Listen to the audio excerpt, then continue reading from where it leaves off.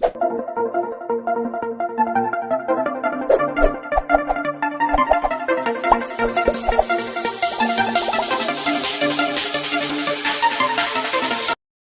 बच्चों, मैं सभी का स्वागत करता हूं फिजिक्स ज्ञान मुकेश नाइक चैनल पे। आज हम लोग बात करने वाले हैं फिजिक्स क्लास 11 का मोशन इन प्लेन में 5 नंबर का लेक्चर है। शायद इसके बाद 1-2 लेक्चर बने और चैप्टर को हम लोग खत्म करने वाले हैं। इसमें 3.35 प्रोजेक्टाइल मोशंस पढ़ने वाले हैं। वाह सर, इसके पहले क्या पढ़ाया था? इसके पहले मोशन इन प्लेन में हमने रेक्टिलिनियर मोशंस। सर क्या होता है रेक्टिलिनियर मोशंस? क्या होता है? जो स्ट्रेट लाइन में मोशन 1D डायमेंशन में जो मोशंस होता है उसको हम लोग कहते हैं 1D। अब आज की बात जो चालू है भैया वो है हमारी पूरी की पूरी यहां पे 2D डायमेंशंस। कितने? 2D। इसके पहले मैंने जो भी काइनेमेटिकल इक्वेशन थे वो 2D में कैसे इस्तेमाल करते उसके लिए वीडियोस बनाया है स्पेशली। ठीक है, रिलेटिव वेलोसिटीज क्या होती है, सभी चीजें मैंने धीमे धीमे हर चीज को एक्सप्लेन करने की कोशिश की है भैया। आज हम लोग बहुत ही खतरनाक प्रोजेक्टाइल मोशंस का खतरनाक वीडियोस लेके आने वाले। क्यों भैया? क्योंकि बहुत सारे बच्चे को इस इक्वेशन को कैसे तैयार करना है, कॉन्सेप्ट कैसे क्लियर करना है, इसके ऊपर आज का वीडियोस है। और रोज के लाइफ में भी, डेली लाइफ में हम लोग इस एग्जांपल को देखते हैं। जैसे कि कोई आम का पेड़ है, उस आम के पेड़ को हम लोग पत्थर मारते हैं, पता है ना आप लोगों को, ऐसे बराबर है। उसका भी प्रोजेक्टाइल मोशंस है। उसके अलावा बैट बॉल खेलते हैं। हाँ सर, ये बहुत बढ़िया, बैट बॉल, क्रिकेट बहुत पसंद है सबको, है ना? तो बैट बॉल जब खेलते हैं हम लोग ऐसे 6 मारते हैं। तो आपको पता है बच्चों क्या होता है? हमारा जो प्रोजेक्शन होता है, मतलब ये कोई बंदा यहां पे खड़ा है और एक बॉल को मार रहा है, या किक, बॉल को किक मारना भी समझ सकते हो, फुटबॉल को, समझे? तो ये एक्स वाई एक्सिस है। तो यहां से जब मारेगा ये ऐसा प्रोजेक्शन होगा कि नहीं होगा? 6 मारना है तो भैया सही है। यही बॉल हमारा पाथ फॉलो करता है और इस बॉल के पाथ फॉलो करने के लिए जो पाथ होता है उसी का हम लोग नाम दे रहे मेरे भाई, क्या? Projectile motions. समझे? सभी लोगों को समझ में आ रहा है प्रोजेक्टाइल मोशन? ओके, इसी को भैया हम लोग प्रोजेक्टाइल मोशन कहते हैं। The object flight after throw, मतलब जो फ्लाइट करेगा, फ्लाइट है ना, हमारी फ्लाइट भी यही पाथ फॉलो करती है, बराबर है। वो ज्यादा रुकता है लेकिन यहां ठीक है, लेकिन वही करना पड़ता है। Okay, object in flight after throw with the sum velocity is called the projectile. इसी को प्रोजेक्टाइल कर रहे हैं और इस मोशंस को प्रोजेक्टाइल मोशंस कहा जाता है। और बच्चों यहां पे जो एंगल तैयार हो रहा है, ये जो कौन सा? हॉरिजॉन्टल ग्राउंड सरफेस, और इस बॉल की पाथ का ये यहां पे जो एंगल होगा उसको प्रोजेक्टाइल एंगल कहते हैं। क्या कहते हैं भैया? प्रोजेक्टाइल एंगल कहते हैं। ठीक है, और ये जो वेलोसिटी होगी इसको प्रोजेक्टाइल वेलोसिटी भी कहते हैं। हम लोगों को इसके आजकल डिफाइन नहीं देते, पहले पुराने सिलेबस में इसकी डिफाइन बहुत एक्सप्लेन करना पड़ती थी। मेरी बात समझ में आ रही है? सब कुछ चीजें समझ में आ रही है? अब देखो, ये जब बॉल ऊपर ऐसा ऊपर चढ़ेगा, ठीक है, थोड़ी सी डायग्राम और अच्छी ड्रॉ करके एक्सप्लेन करने की कोशिश करूंगा। मजा आने वाले बच्चों, बहुत मजा आने वाला है। खाली बस धीमे धीमे हर चीज के ऊपर कंसंट्रेट करते रहना आपको। अब देखो, ये है हमारा प्रोजेक्टाइल मोशंस, ठीक है, ये जूम, समझे? इस प्रोजेक्टाइल मोशन में आप लोगों को पता होना चाहिए, यहां पे एंगल बन रहा है भैया थीटा, ये कोऑर्डिनेट है हमारा, समझो। यहां पे ये बॉल 2D डायमेंशन में जा रही, मतलब 2D डायमेंशन। कैसे? अब देखो, ये एक्स एक्सिस है, सबको पता है, ये वाई एक्सिस है, पता है ना आपको, एक्स और वाई, है ना? अब ये एक्स एंड वाई जब रहता है भैया, तो ये एक्स एक्सिस के देखो ऐसे भी जा रहा है और ऊपर भी जा रहा है, ऐसे भी जा रहा है, ऊपर भी जा रहा है भैया, ऐसे भी जा रहा है ना? मतलब यहां पे ये ऐसे भी जा रहा है, ऐसे भी जा रहा है, ऐसे भी आगे भी बढ़ रहा है। मतलब ये बॉल आगे भी बढ़ रहा है और ऊपर भी जा रहा है। देखो, आगे जाना एक्स एक्सिस और ऊपर जाना वाई एक्सिस। ये 2D डायमेंशंस में काम कर रहा है। मतलब एक बात ध्यान में रखना, आपको पता होना चाहिए, जिसके साथ थीटा उसको कॉस थीटा, और ये इसकी इनिशियल वेलोसिटी यू मानी हमने, तो ये होगा यू कॉस थीटा, ये कंपोनेंट, और ये जो कंपोनेंट होगा ये यू साइन थीटा होगा। मेरी बात समझ में आ रही है? ये जो कंपोनेंट होगा ये होगा यू कॉस थीटा, और ये जो होगा u sin थीटा होगा। बात समझ में आ रही है? और ये रिजल्टेंट देखो, ये अब बोलेंगे सर ये क्या है, फिर ये रिजल्टेंट है ना। यह एंगल तो यहां बन रहा है हमारा, समझे। यहां पे भी कैसे बनेगा, u cos थीटा और यहां पे u sin थीटा, यहां पे भी u cos थीटा और यहां पे u sin थीटा। मतलब वर्टिकल जो कंपोनेंट, वर्टिकल समझते हो इस चीज को, vertical component u sin theta है और हॉरिजॉन्टल कंपोनेंट ये जो है आपका कैसा है, ये जो है आपका हॉरिजॉन्टल है, ऐसे आर सरफेस को। अब रही बात, मतलब दो कंपोनेंट हो गए मेरे पास, एक होगा अलोंग द एक्स एक्सिस और ये एक होगा वाई एक्सिस के अलोंग। चलो क्या क्या पढ़ने के लिए मिलेगा मुझे, सबसे पहले बच्चों, सबसे पहले एक बात ध्यान रखनी मुझे, यहां पे निकालेंगे displacement along the x axis और अलोंग द वाई एक्सिस। ऐसे भी हम लोग डिस्प्लेसमेंट भी निकालने वाले। सबसे पहले तो बात करते हैं सबसे पहले यहां पे कि यहां पे u डिस्प्लेसमेंट निकालना है, मतलब डिस्प्लेसमेंट मतलब यस होगा भैया, सही बच्चों, ठीक है। Displacement along the x axis, यक्स लिखो। क्या था फार्मूला हमारे पास, याद होगा, s is equal to u t half a t square भैया, समझे। अब मेन बात मुझे बताना है इसका एक्सेलरेशन किस तरफ होगा, ये बहुत इंपॉर्टेंट बात है। मुझे लगता है कि डिस्प्लेसमेंट के पहले एक्सेलरेशन लिखेंगे। Along the x axis acceleration 0 है भैया, अलोंग द वाई एक्सिस जो होगा वो -g। सर याद करके लिया क्या, रट्टा मारे क्या? नहीं, रट्टा नहीं मार रहा भैया, ध्यान देना है। आप लोगों को दिखाई दे रहा है बच्चों, ध्यान देना है। मुझे बताओ इसमें नीचे इस बॉल को, अगर मैंने बॉल फेंका होगा कुछ भी, तो इसको नीचे खींचने वाला एक एक्सेलरेशन है, उसको कहते हैं acceleration due to the gravity. और इस तरफ कोई एक्सेलरेशन नहीं है, अरे इसके ऊपर कोई फोर्स गिर्स कुछ एक्ट नहीं हो रहा। अब बोलेंगे सर एयर रेजिस्टेंस, फ्रिक्शन है, अमका डमका फोर्स, इसको निग्लिजिबल मानना है। बात को समझो बच्चों, इसको क्या मानना है आपको, निग्लिजिबल मानना है, लेकिन मानते नहीं है। हमारे पास ओनली एंड ओनली एक ही फोर्स एक्ट कर रहा है, ग्रेविटेशनल फोर्स नाम का, और उसके कारण जो होता है वो acceleration due to the gravity के कारण इस बॉल की जैसे जैसे ऊपर जाएगा वैसे स्पीड कम होती है। देखो कोई चीज ऊपर ऊपर जा रही, स्पीड कम कम होना, समझे क्या।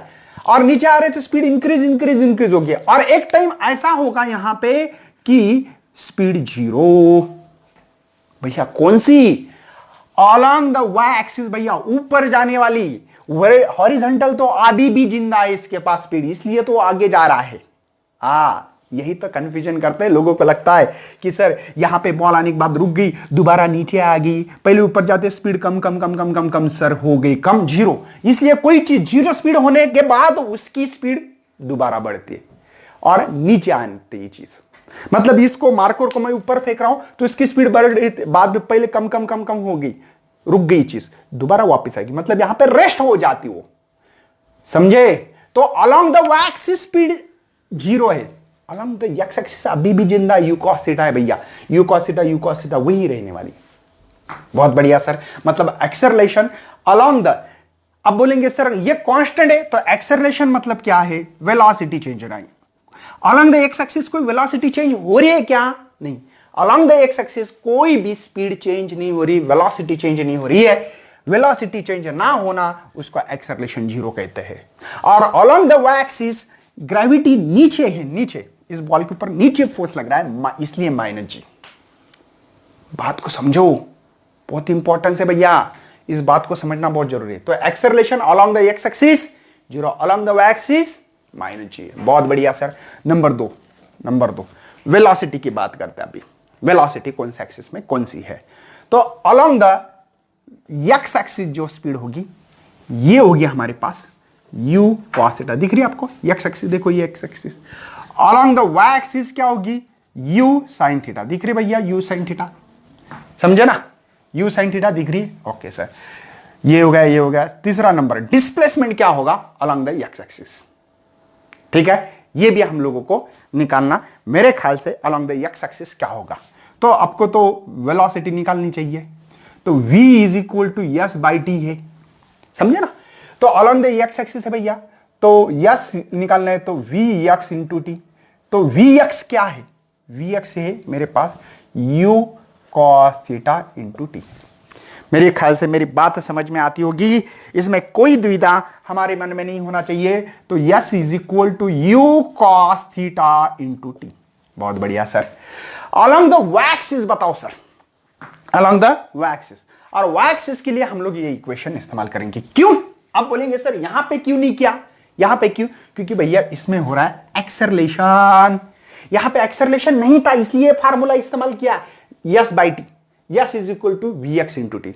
अब बोलेंगे ना, और ऐसे भी यहां पे भी लगाओगे तो ये तो जीरो ही होगा ना, इसके लिए भी लगाना है तो लगा सकते हैं। यस इज इक्वल टू देखो ये you x into t plus 1/2 ए मतलब ए वाई, ठीक है ना। तो यहां पे नहीं यक्स ए एक्स इंटू टी स्क्वायर, ये ए एक्स ही जीरो है ना, तो ये पूरी टर्म जीरो होगी। और यहां पे along the x axis u cos theta into T, दोनों का मतलब एक ही है। ये लगा दो, ये लगा दो, आपकी मर्जी, आप कहीं पे भी जाओ आप जिंदा रहोगे दोनों इक्वेशन से। समझे? वाह वाह वाह वाह। चलो अलोंग द एक्सिस क्या होगी सर? मैंने बोला सिंपल सी बात है, इसी इक्वेशन को आगे बढ़ा रहा हूं मैं। देखो u y into t plus 1/2 minus g into t square. समझे? तो s y u y into t minus half g t square. समझे समझे समझे समझे भैया? माइनस जी क्यों लिया समझ में आ रहा है। इसको यू बोलो वी बोलो, दोनों का मतलब एक ही है। इनिशियल बोलना है तो बोलो, इसको इनिशियल बोल रहे हो तो इनिशियल, इसको भी इनिशियल, वेलोसिटी बोलना है खाली बस। चलो यस वाई निकालनी है सर। यू वाई क्या है? You sine theta into t minus 1/2 जी, ठीक है, टी स्क्वायर। मेरे ख्याल से टी स्क्वायर क्या होगा, तो यह हम लोगों को फिलहाल में निकालना नहीं है, निकालना है वो भी। चलो इसके लिए मैं लिख रहा हूं s y u sine theta into t minus 1/2 g t square. समझे? मतलब मैंने एक्सेलरेशन कितना होता है along the x axis? Zero, along the Y axis minus g. देखो वर्टिकल मोशन इसलिए along the x axis speed कितनी? U cos theta, along the Y axis u sine theta, displacement u cos theta, और ये मिल रहा है ये। आप बोलेंगे सर जेड एक्सिस निकालो। अरे भैया ये 2D डायमेंशंस है। मुझे एक बच्चे का मैसेज भी आया था इसके पहले, sir along the x axis निकाल रहे, वाई निकाल रहे, जेड क्यों नहीं निकालते आप? भैया ये 2D डायमेंशन है, एक्स और वाई के बीच में का, वाई और जेड है ना, या जेड या किसी दो बीच के ये जो प्रोजेक्टाइल मोशन हो रही है। और हम लोग या प्लेन पे तो ये एक्स एक्सिस और ये वाई एक्सिस यही पकड़ के चलते हैं। बात समझ में आ रही है? कोई टेंशन नहीं होना चाहिए। सबसे मेन चीजें थी यहां पे मैंने एक्सप्लेन करने की कोशिश की है। इसी के कारण यहां पे आपको speed along the x axis y axis दी वाली है, ये इसको वी भी बोला तो भी चलेगा, है ना? समझ में आ रहा है आपको? इसको वी वाई बोला तो भी चलता है, यू बोला तो चलता है, इनिशियल फाइनल कुछ भी मानो आपको पहले, क्योंकि यहां यहां यहां कहीं के निकाल सकते, इसलिए मैं दे रहा हूं। मेरे ख्याल से कॉन्सेप्ट क्लियर होना चाहिए थे सबसे मेन। अब हमारा टारगेट रहेगा, देखो ये जो हमारा पाथ है प्रोजेक्टाइल का ये है, उसमें क्या क्या इवेंट्स हो सकते हैं। सबसे पहले कहां से कहां तक पहुंच गई चीज, तो उसको कहेंगे रेंज। कहां से हम लोगों ने बराबर है शुरुआत की थी उसकी बॉल को बैट मारने की, और कहां पहुंच गया उसको कहेंगे रेंज। इसी रेंज से हमारा 4th और 6th डिसाइड होता है, रेंज। समझे? दूसरी बात, ये बॉल सबसे ऊंचाई कहां तक थी उसकी, आप बोलेंगे सर ये, उसको कहते हैं हाइट। उसको क्या कहेंगे? Height, maximum. नंबर 2, उसके बाद में ये यहां से यहां तक पहुंचने में कितना टाइम लगा, तो इसको कहेंगे भैया टाइम ऑफ फ्लाइट। मतलब हमारा टारगेट क्या है आज? टारगेट नंबर 1 निकालेंगे time of flight, time of flight. Number 2 time of flight हो गया। नंबर 2 निकाल सकते हैं हम लोग रेंज, हॉरिजेंटल रेंज भी बोल सकते हैं, मैं शॉर्टकट में लिख रहा हूं। और हम लोग निकाल सकते हैं हाइट। ऐसे हम लोग तीनों चीजों को फाइंड करेंगे, डिटरमाइन करेंगे। बहुत मजा आने वाला है बच्चों, दिख रहा है आप लोगों को सभी को। चलो मैं आगे बढ़ने की कोशिश करूंगा आप भी सभी इक्वेशन को डिटरमाइन करने की। उसके बाद में हम लोग ने क्या टाइम ऑफ फ्लाइट देखेंगे सबसे पहले। मतलब ये जो बॉल का प्रोजेक्शंस हो रहा है, बॉल समझ लो कुछ भी समझ लो आपकी मर्जी, ये ठीक है, ये है एंगल ऑफ थीटा, ये आपका u cos theta, along the u x axis, और ये जो है u y is equal to u sine theta. समझे? कोई टेंशन है? यहां पे हम लोगों को ये जो है इसको हाइट कहा है हमने, मैक्सिमम मैक्स वाली, और ये जो है हमको रेंज, ये टारगेट है हमारा। और इसी पूरे जर्नी में जो टाइम लगेगा उसको टाइम ऑफ फ्लाइट कहा जाता है मेरे भाई। चलो, तो यहां पे देख लेंगे, ऐसे कितने भी निकाल सकते, कोई प्रॉब्लम नहीं। You cos theta, you sine theta, यहां पे भी देखो यू कॉस थीटा और यू साइन थीटा। चलो बच्चों आगे बढ़ते हैं, ज्यादा टाइम यहां पे भी आने के बाद भी कंपोनेंट कर सकते हैं थोड़ा, ऐसा कुछ नहीं है। देखो ये जाने वाला था ऐसा, ये भी कंपोनेंट देखो, यू कॉस थीटा और ये यू साइन थीटा, एंगल यहां पे। चलो तो मैं आगे बढ़ रहा हूं। सबसे पहले बातें करेंगे अभी टाइम ऑफ फ्लाइट की। तो टाइम ऑफ फ्लाइट ये टारगेट है हमारे पास, बहुत बढ़िया सर। और टाइम ऑफ फ्लाइट को टीएफ कहते हैं। इसमें दो चीजें होती है, जब बॉल ऊपर जाता है कोई भी बॉल, उसको कहते हैं टाइम ऑफ असेंट, और जो नीचे आता है उसको कहते हैं टाइम ऑफ डिसेंट। क्या? टाइम ऑफ असेंट ऊपर जाना, नीचे आना टाइम ऑफ डिसेंट। दोनों टाइम बच्चों सेम होते, ऊपर जाने में जितना टाइम लगेगा 10 सेकंड या 2 सेकंड लगते हैं, तो नीचे आने में भी 2 सेकंड ही लगते हैं। बिल्कुल कोई टाइम यहां पे चेंज होने वाला नहीं है। चलो आगे बढ़ना है, मैं बढ़ रहा हूं आगे बच्चों। टाइम ऑफ फ्लाइट सबसे पहले देखो, मुझे यहां पे मैक्सिमम यहां से यहां आ गया, तो यहां पे ये वेलोसिटी यहां पे होती है यू कॉस थीटा, एक वेलोसिटी गायब हो जाती है, उसका नाम होता है यहां पे v y is equal to 0, क्योंकि यहां पे बंद हो गया, उसका स्टॉप हो गया ना वो, तो बॉल ऊपर जाते जाते जाते जाते इसकी स्पीड डिक्रीज होते होते होते होते होते 0 होगी। मतलब यू वी वाई जो होगा यहां पे 0 होगा। आई विल रिपीट, बॉल देखो जा रहा है ऊपर, पहले स्पीड कम कम कम कम कम कम कम कम कम हो रही होते होते 0 होगी, बाद में बढ़ रहे बढ़ते बढ़ते बढ़ते बढ़ते बढ़ते बढ़ते यहां पे बढ़ गई। बात समझ में आ रही? तो v y is equal to 0, along the Y axis जो स्पीड होती है वो 0 है। मेरी बात समझ में आ रही है?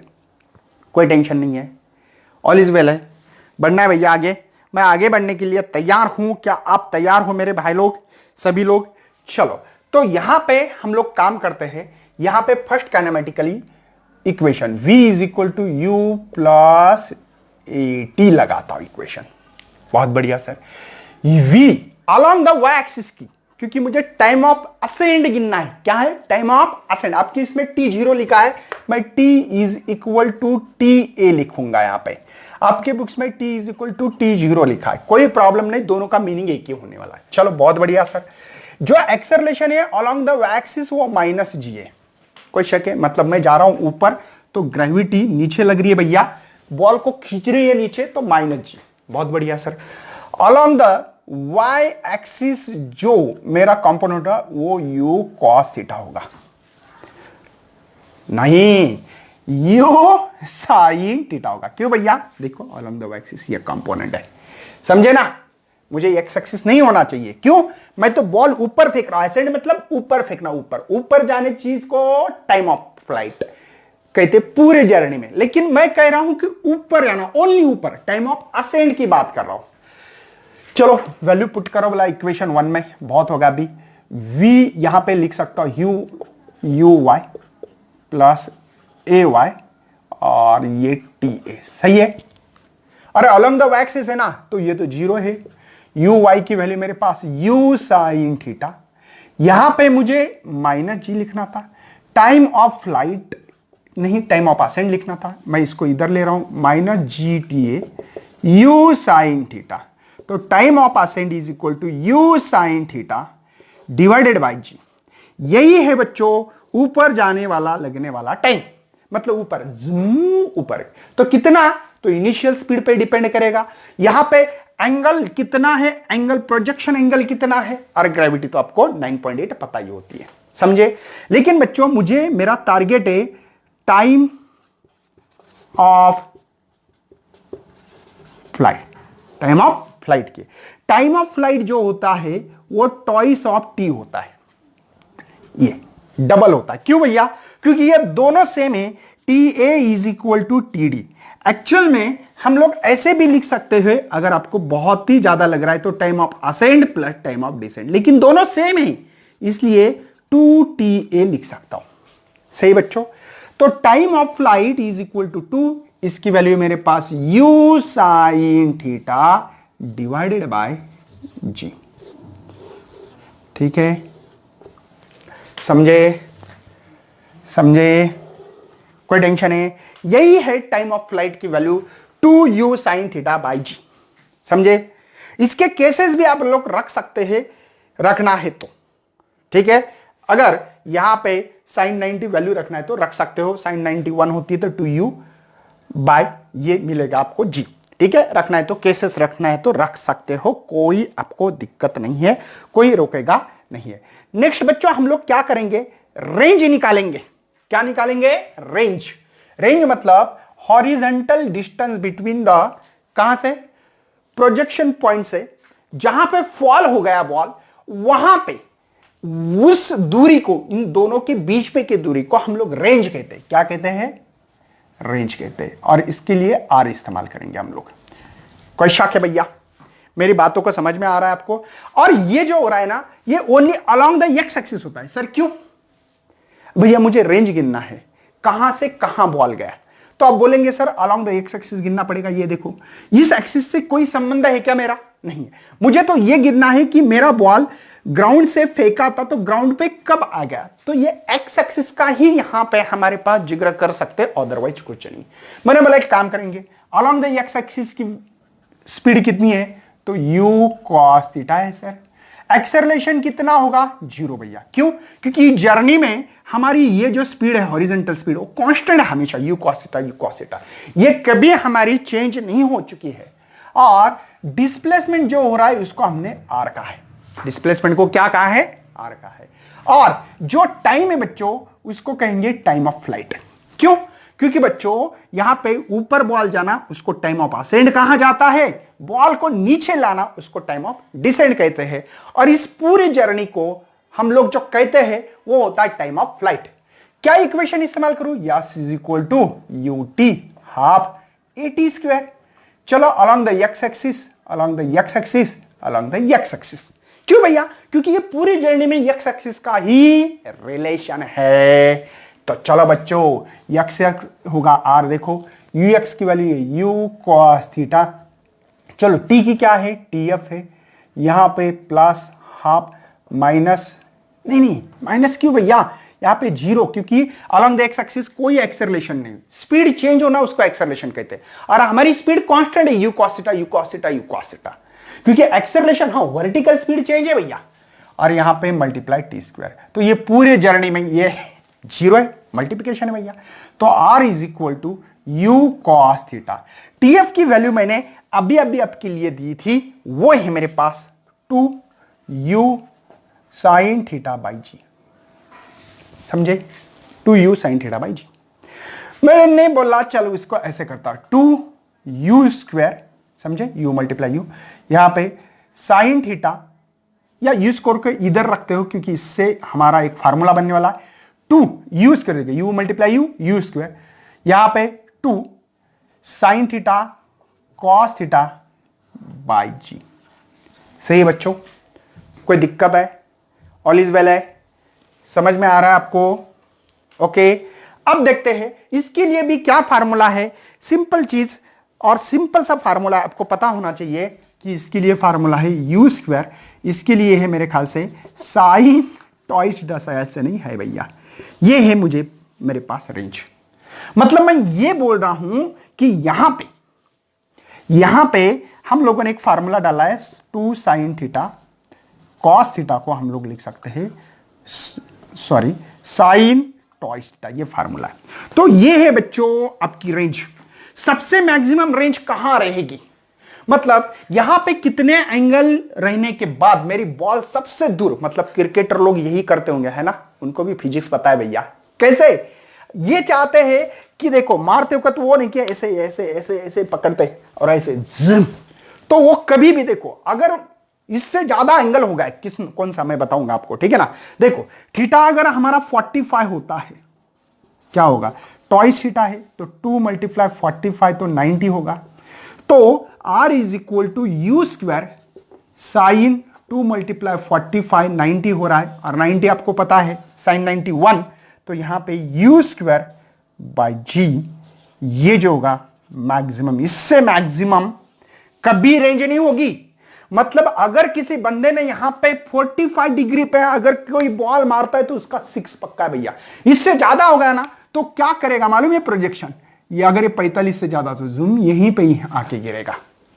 बस में जितना ऊपर जाएगा मतलब एंगल बहुत कम कर रहा है, और देखो फिर थोड़ा सा मतलब जैसे जैसे एंगल कम हो, और यहां पे सबसे ज्यादा 45, और 45 से छोटा हो गया ना तो देखो रेंज भी कम होगी भैया। मतलब मैं यही चाहता हूं जो बच्चे क्रिकेट खेलते हैं उनको ये सोच समझ कर करना है कि अगर उनका 45 डिग्री पे अगर शॉट बैठता है ऐसे जूम, तो सबसे ज्यादा आपका मैक्सिमम 100% 6 उठाओगे आप। फिजिक्स बहुत अच्छी होना बहुत जरूरी है क्रिकेटर को। जो क्रिकेटर बनना चाहता है ये सीख लो भैया, रेंज सबसे ज्यादा मैक्सिमम कब होती है, यही होती बच्चों। तो आपको ये फार्मूला ये याद करना, ये याद करना। और ऐसे 2 रेंज होती बच्चों, 90 के प्लस करते जाओ तो वो रेंज सेम होती है। मतलब क्या बोल रहा हूं, मतलब ये बोल रहा हूं थीटा इज इक्वल टू 30 और थीटा इज इक्वल टू 60 की रेंज सेम होती है। सेम रेंज होती है बच्चों, क्योंकि इनकी दोनों की एडिशन 90 होगी। अगर मैंने यहां पे मैं ये बता रहा हूं, आपको दिखाई तो दे रहा है मेरे भाई, कोई टेंशन तो नहीं है। मतलब मैं ये बता रहा हूं आप लोगों को इतने देर से कि आप लोग करके देखना, कैलकुलेशन करना है तो ठीक है। जो बंदा 60 से फेंकेगा, ये 60 एंगल होगा यहां पे, और जो 30 से फेंकेगा, इन दोनों का भी देखो ये 60 था और ये 30 था, तो इनकी रेंज सेम होगी। मतलब ये 5 मीटर जाता होगा तो दोनों 5 मीटर जाएंगे। दोनों की एडिशन 90 होना चाहिए, बस याद रखना। किसी ने कहा है कि सर चलो 50 और 40 दोनों 90 आ रहे, तो 50 एंगल से जो बॉल फेंक रहा है यहां जाता होगा तो 40 से भी यहां जाता होगा। मतलब दोनों की जो रेंज होगी वो सेम होगी। अगर किसी ने कहा है सर 20 और 70, देखो दोनों की 90 आ रही, तो 20 डिग्री से मतलब जो एंगल ऑफ प्रोजेक्शन अगर 20 होगा और दूसरे मारने का शॉट 70 होगा, तो दोनों की रेंज सेम होगी। मतलब 20 होगा यहां ऐसे, तो 70 वाला यहां आएगा। समझे? दोनों की एडिशन अगर 90 आती है तो दोनों की रेंज सेम, इसकी इस एंगल ऑफ प्रोजेक्शन की रेंज सेम मिलेगी आपको। समझे? कोई टेंशन है? और एक बात सीखनी है भैया हम लोगों को, और एक कौन सी, कि ये जो बॉल है मैक्सिमम हाइट कहां तक हो सकती है, कितना दूर जा सकता है, ये भी हम लोगों को यहां पे पढ़ना पड़ेगा। पहले क्या निकाला? टाइम ऑफ असेंट, बाद में टाइम ऑफ फ्लाइट, उसके बाद में भैया रेंज। और रेंज सबसे मैक्सिमम कब होती है? अगर आप लोग क्रिकेटर बनना चाहते तो 45 डिग्री। मैंने करके दिखाया आपको, ये कैलकुलेशंस बेसिस पे है। ओके, चलो मैं आगे बढ़ना चाहता हूं। अभी बढ़ना आगे, नोट डाउन करें। तो हाइट की बात करेंगे बच्चों, किसकी? जो हाइट होगी उस हाइट के बारे में हम लोगों का भी अभी यहां पे डिस्कशन करना है। चलो इसको मैक्सिमम हाइट करेंगे बात, ठीक है? मैक्सिमम, और यच बोलते हैं इसको, हाइट को लिए यच। सिंपल बताओ, मेरी जो बॉल होगी सबसे ज्यादा यहीं होगी, सबसे ज्यादा ऊंचाई यहीं तक होने वाली है। तो मैंने बोला एक काम करते हैं कि हम लोग डिस्प्लेसमेंट का इक्वेशन इस्तेमाल करना, s is equal to u t half a t square, यहां पे भी करेंगे इक्वेशन। मुझे बताओ हाइट कहां है गिनते? वर्टिकली। तो वर्टिकली जो डिस्प्लेसमेंट होगा इसको एच कहेंगे, नंबर 1। नंबर 2, ये कौन सी है? U y. तो यू वाई के लिए यू साइन थीटा इस्तेमाल करेंगे। ऊपर जाने के लिए जो टाइम होता है उसको हमने टी इज इक्वल टू, आपकी बुक्स में टी नॉट कहा है लेकिन हम लोग टाइम ऑफ असेंड कह रहे हैं। बहुत बढ़िया। एक्सेलरेशन अलोंग द एक्सिस जो होता है वो माइनस जी होता है, और ये टाइम ऑफ फ्लाइट जो, सॉरी ये टाइम ऑफ असेंड होगा, क्योंकि ऊपर जाना, ओनली ऊपर जा रहे हैं ना, ऊपर जाने के लिए जो टाइम लगता है उसको टाइम ऑफ असेंड, और जो नीचे आते तब टाइम ऑफ डिसेंड होता है। इसकी बात चालू है। चलो बच्चों, तो हम लोग स्टार्ट करने जा रहे हैं अभी। यच देखो, u के जगह पे लगे तो लिख सकते हैं यस वाई, वाई वाई लिखो यहां पे बेस। यू वाई की है u साइन थीटा, यहां पे t के जगह पे टाइम ऑफ ये प्लस हाफ, एक माइनस जी, देखो वैल्यूज पुट अप कर रहा हूं बाकी कुछ नहीं, और यहां पे time of h is equal to u sine theta, time of ascent, time of ascent ये होता है u sine theta by g. अभी निकाला मैंने भैया, ठीक है? तो यहां पे डाल रहा हूं मैं u sine theta divided by g. Okay sir, ये माइनस क्यों आ गया, समझ में आ रहा है, माइनस प्लस माइनस, यहां पे जी, और ये होगा u साइन थीटा बाई जी, लेकिन इसका स्क्वायर है, ध्यान रखना बच्चों, स्क्वायर है, यहां पे स्क्वायर नहीं था। तो h is equal to u multiply u का square, sine multiply sine, sines का square, theta divide by g, और ये माइनस हाफ, ध्यान देना है, बहुत इंपॉर्टेंट चीज है भैया, जी यहां पे u square sine square theta by g square, समझे, स्क्वेयरिंग की मैंने, तो एक जी से एक जी मर गया यहां पे, तो हाइट जो मिल रही मुझे u square sine square theta by g, और ये minus u square sine square theta by 2g, समझे। अरे बच्चों ये पूरा एक है, ये आधा है, 1/2 है ना, आधा है, मतलब 1 में से आधा गया तो आधा ही बाकी रहता है, मतलब आधा मतलब क्या sir u square sine square theta divide by 2g रहेगा। मेरी बात तो समझ में आ रही है। अगर इसको कॉमन करना है तो ऐसे करो, ये कॉमन है 1 और ये हाफ, ऐसे लिखो, एक स्टेप क्यों बढ़ा रहे, अरे यहां पे ये कॉमन निकाला तो बचा क्या, यहाँ पे 1, यहाँ पे 1/2 बचा था, अब 1 में से हाफ गया तो हाफ ही होने वाला है, तो क्या फर्क होने वाला था, sign square theta divided by 2g, वही तो बोल रहा हूं, यही है बच्चों मैक्सिमम हाइट, ग्राउंड से हाइट तक यहां तक। चलो बच्चों कोई प्रॉब्लम नहीं है, हम लोग आगे बढ़ने वाले हैं। अब इसके लिए काम करते हैं, मैक्सिमम हाइट कितनी हो सकती है इसके बारे में हम लोगों को साइन स्क्वायर थीटा को मैक्सिमम रखना पड़ेगा, और आपको पता है कि 90 रखने से हो जाएगा, तो मैक्सिमम हाइट जो मिलेगी हम लोगों को वो ये मिलेगी u square by 2g, u square by 2g, ठीक है, maximum height u square divide bye 2g। Okay, यही है बच्चों आपकी मैक्सिमम हाइट, आपके लिए जो फ्लाइट यहां पे करने वाली मैक्सिमम हाइट, फ्लाइट करने वाली चीज को यहां पे मैक्सिमम पहुंचा जाएगा, यही होगी। समझ में आ रहा है कुछ, अरे कुछ खोपड़ी में जा रहा है, तो चलो हम लोग इक्वेशन ऑफ मोशन, प्रोजेक्टाइल का मोशंस का इक्वेशंस क्या होगा, और पैराबोलिक हाइपरबोलिक पाथ से जा रहा है, क्या जा रहा है, ये भी डिस्कशन कर लेंगे। तो नोट डाउन करें बच्चों, मुझे आगे बढ़ना है। अभी हम लोग बात करने वाले equation of motion for particle. Equation क्या होगा, हम लोग अभी क्या पढ़ रहे हैं, x axis y axis, x axis y axis, लेकिन हम लोगों को क्या करना है यहां पे कि ये जो प्रोजेक्टाइल का जो relation between displacement of projectile का जो है वर्टिकल एंड हॉरिजॉन्टल, मतलब वर्टिकल एंड हॉरिजॉन्टल डायरेक्शन से दिखानी है। मैंने बोला बहुत सिंपल यार, हॉरिजॉन्टल का जो डिस्प्लेसमेंट होता है इसको एक्स कहते हैं, और इसके लिए आप लोगों ने u cos थीटा शायद t ऐसा कुछ लिखा होगा, याद होगा आप लोगों को, सही बच्चों। अलोंग द एक्स एक्सिस की बात कर रहा हूं मैं, अलोंग द एक्स एक्सिस के लिए, याद नहीं है तो दोबारा यस इज इक्वल टू देखो ut half at square, x axis x axis x axis, yes x, इसके लिए u cos theta into t plus half, along the x axis acceleration 0 होता है, बस खत्म किस्सा, ये 0 हो गया, मिल गया u cos theta into T, ये आप लोगों को मिला है इक्वेशन, कोई शक है भैया। और हम लोग ने क्या जो एस एक्स मतलब along the x axis displacement को x मानेंगे और एस वाई को y एक्सिस मानेंगे। देखो ना, जिस एक्सिस से डिस्प्लेसमेंट हो रहा है उस एक्सिस का नाम लिया है मैंने x, और ये displacement along the y axis तो y नाम लिया है। तो बहुत बढ़िया सर, क्या कर सकते हैं इसके अंदर, कुछ नहीं, इसके अंदर x रखो, यहां पे u cos theta into t रखो, t निकालना है तो x divide by u cos theta, समझे, ये मुझे यहां पे मिला है time, t is equal to x divide by u cos theta, समझे, कोई टेंशन है, ये मिला है मुझे टाइम, ये मिला मुझे टाइम, कोई बात नहीं है। यहां पे हम लोग काम करेंगे, अभी along the y axis displacement निकालेंगे, मतलब ये जो है आपने जो इक्वेशन लिखी s is equal to u t half a t square, तो ये y is equal to u y t plus या माइनस रख दो direct g y t square. अब जी वाई रखने की जरूरत नहीं है, इस इक्वेशन को मॉडिफाई करना है हम लोगों को, कौन से लगे तो रख दो, यस इज इक्वल टू रखता हूं यहां पे u t half a t square.